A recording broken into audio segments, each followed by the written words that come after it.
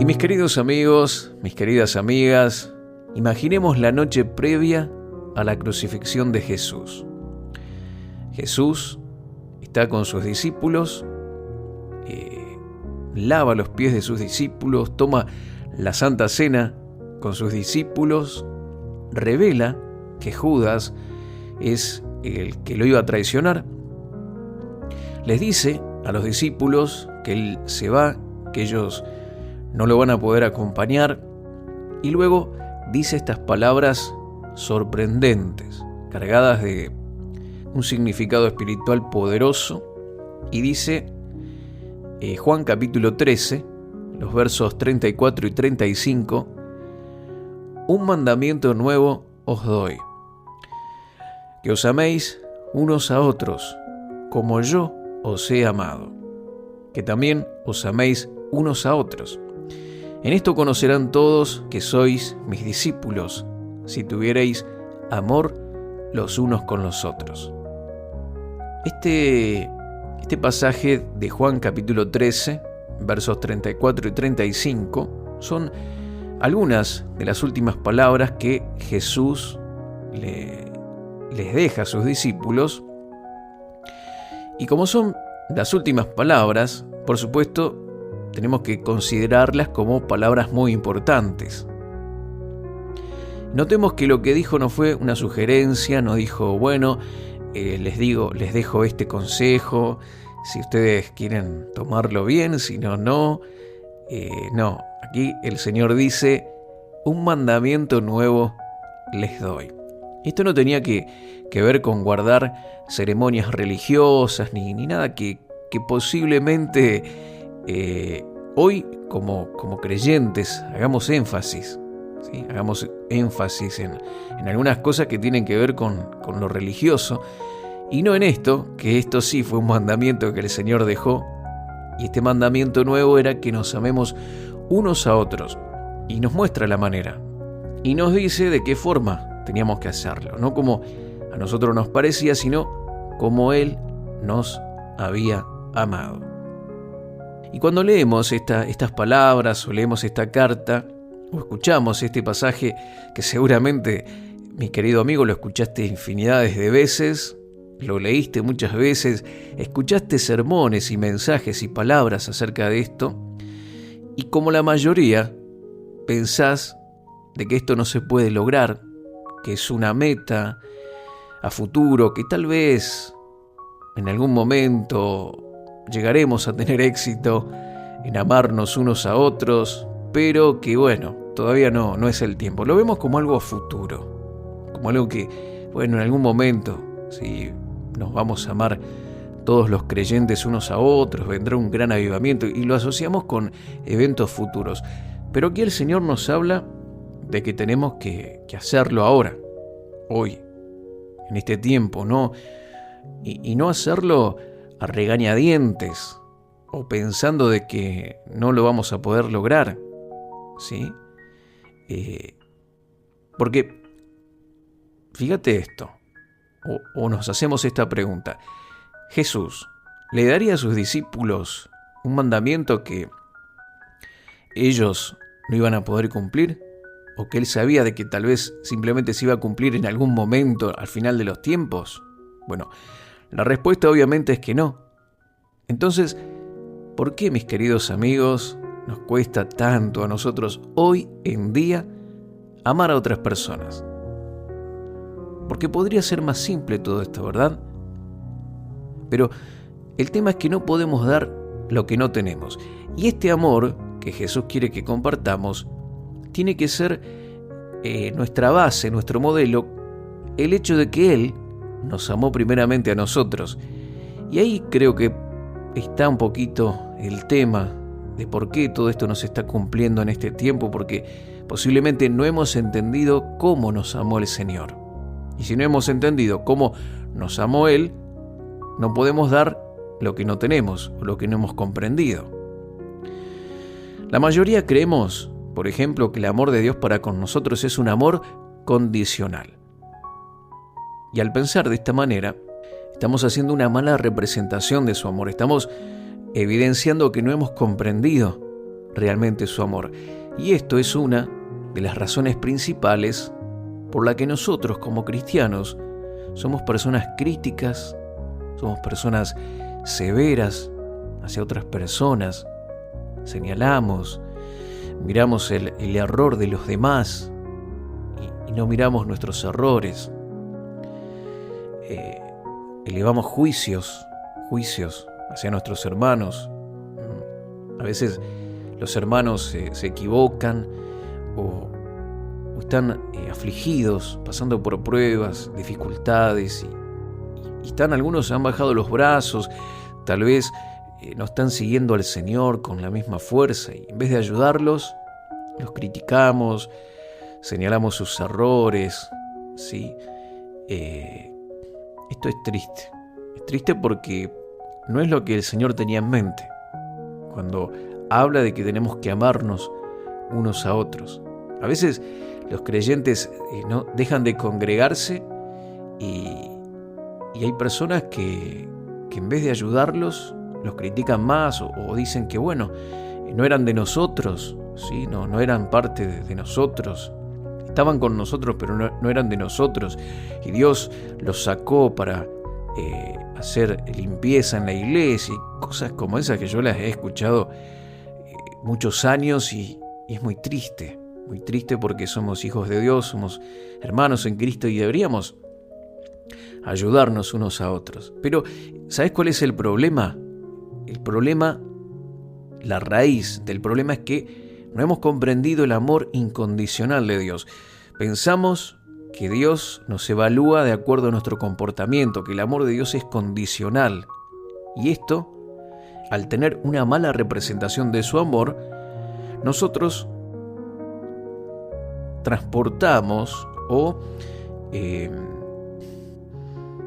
proyectamos esta imagen del amor condicional que Dios tiene hacia nosotros, hacia nuestros hermanos, y es por eso que somos críticos y severos hacia las demás personas.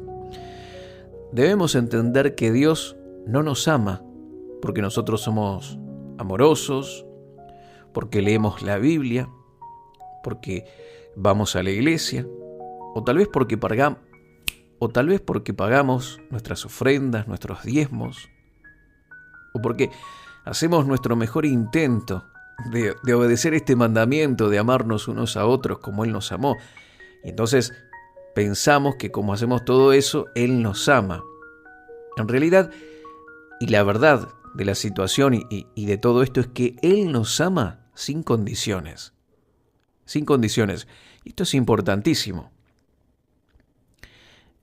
Él, desde un principio, Dios tenía un propósito al crear al ser humano. Y este propósito era de que nosotros tengamos comunión con Él, de que lo amemos a Él y no que hagamos cosas para ganarnos su amor. Él ya nos amó, por eso nos creó. Y el propósito de Dios, como dice Apocalipsis capítulo 4, verso 11, que dice: Señor, digno eres de recibir la gloria y la honra y el poder. Porque tú creaste todas las cosas y por tu voluntad existen y fueron creadas. ¿Sí? El propósito original de toda la creación era darle gloria a Dios. Y ese es todavía el propósito de Dios.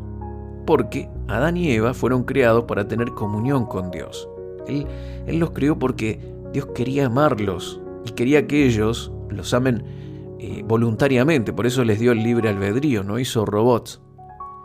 Él tenía el deseo de que el hombre voluntariamente lo ame a Él. Entonces, el propósito de Dios al crear a los seres humanos fue basado en la idea de que Él quería tener una relación con el hombre y con la mujer. Pero nosotros hacemos tanto énfasis en el hacer cosas para Dios, para que Él nos ame. Y en vez de ser personas que tienen una relación con Dios, nos transformamos en hacedores. Cuando esto se convierte en el foco, empezamos a medir el nivel del amor de Dios por nosotros con lo que hacemos. Si yo hago mucho, Dios me ama mucho. Si yo cumplo con todo lo que dice mi denominación, entonces Dios me ama más. Yo digo esto porque a mí me ocurrió esto, me ocurrió muchas veces. Que yo decía, yo no soy como, me comparaba con otros. Y decía, yo oro más que aquel, yo estaba como el fariseo de la historia que Jesús habla del fariseo y el publicano, que se creía mejor que el publicano, pero es que cuando nos medimos o pensamos que Dios nos ama por lo que hacemos, empezamos a evaluarnos a través de esa regla y emitimos juicio y condenación hacia aquellos que no hacen nada. Entonces, este es el problema, cuando en vez de buscar una relación de amor con Dios, procuramos hacer cosas para que Él nos ame. Hemos creído más de una vez que Dios nos ama y actúa a nuestro favor dependiendo de nuestro proceder, de nuestras acciones, de nuestras obras. Entonces, como creemos esto, obligamos a otros a mantener ese mismo estándar, esa misma perspectiva, ¿sí? Una perspectiva y un estándar alto de obras, de trabajo, de esfuerzo. Porque pensamos que el amor de Dios varía de acuerdo a nuestro comportamiento.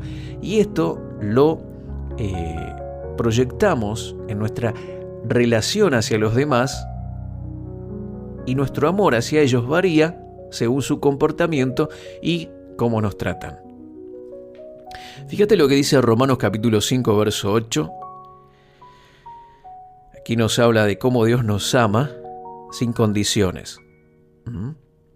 No tenemos que esperar a ser perfectos para que Dios nos ame. Aquí lo dice muy claramente, que Él no ama a los que son perfectos, 3 veces santos, a los que cumplen con todas los reglamentos religiosos. Dice que más Dios muestra su amor para con nosotros en que, siendo aún pecadores, Cristo murió por nosotros. Este es el amor de Dios. El amor de Dios nunca ha sido ni será condicional, porque Él te amó a ti y me amó a mí en nuestro peor momento. En nuestro peor momento. Y como creyentes, nosotros y la mayoría de los creyentes estaríamos de acuerdo con esto, de que inicialmente el Señor nos amó en nuestro peor momento. Entonces, creemos que somos salvos por gracia a través de la fe sin importar el pasado. Pero ahí es donde todo finaliza y comienza esta visión religiosa de nuestra relación con Dios, en donde siempre se hace énfasis en lo exterior.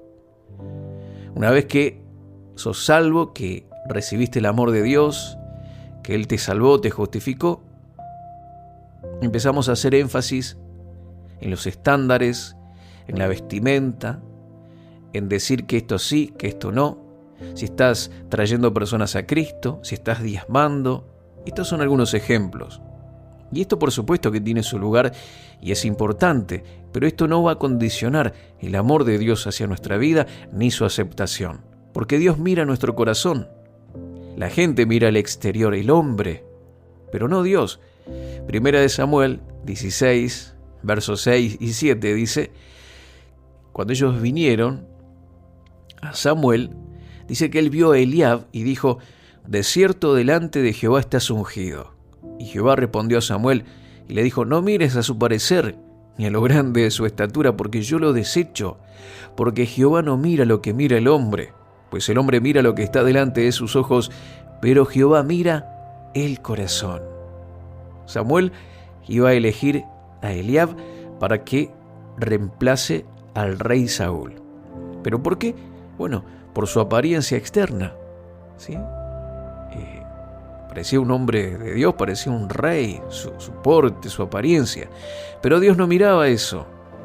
Y la gente de hoy, los cristianos de hoy, juzgamos a los creyentes de esta misma forma. Tal vez no vivas una vida santa. Tal vez cuántas personas, creyentes, un sábado a la noche se van de juerga, en secreto, hacen cosas que no son correctas, pero a la mañana siguiente, bien peinados, bien vestidos y con su ofrenda en la mano, aparecen en la iglesia y son aceptados porque tienen apariencia de santidad.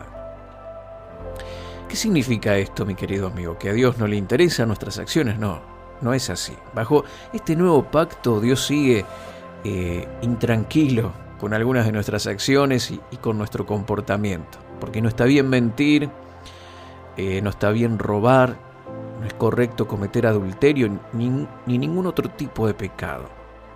Sin embargo, Él sabe que todo esto es consecuencia, si es que lo practicamos, porque no tenemos una buena relación de amor y de amistad con Él. Estamos enfocados en las apariencias y no en nuestro corazón. Y mientras creas que Dios te juzga y te ama de acuerdo a tu comportamiento, nunca vas a recibir, ni a disfrutar, ni a experimentar completamente su amor. Siempre lo decimos, que el amor es una decisión y no una emoción. El amor es una decisión y no una emoción. ¿Y sabes qué? Dios decidió amarte aunque no lo merecías. Y no hay nada que puedas hacer para ganarte su amor o para merecerlo. Por lo tanto, tenés que recibirlo como un regalo de parte de Dios para tu vida. Y cuando entendés lo mucho que Dios te ama, entonces ahí va a ser más fácil amar a otros.